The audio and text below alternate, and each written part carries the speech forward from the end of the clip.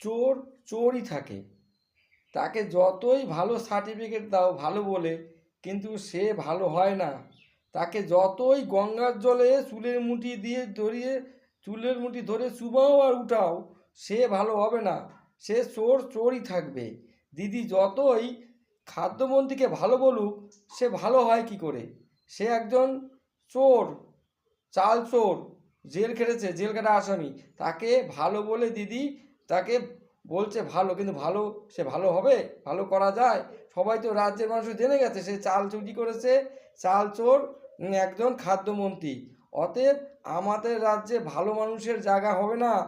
আমাদের মানুষের ভালো মানুষের রাজ্যে জায়গা হবে না, কারণ যেখানে চোরেদের সম্মান দেওয়া হয় সেখানে ভালো মানুষের জায়গা কি করে হয়?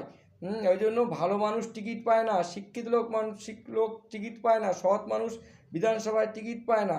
পায় যত রাজ্যের চোর, চাকরি চোর, চাল চোর, গরু চোর, সমস্ত চোরেরা টিকিট পায়।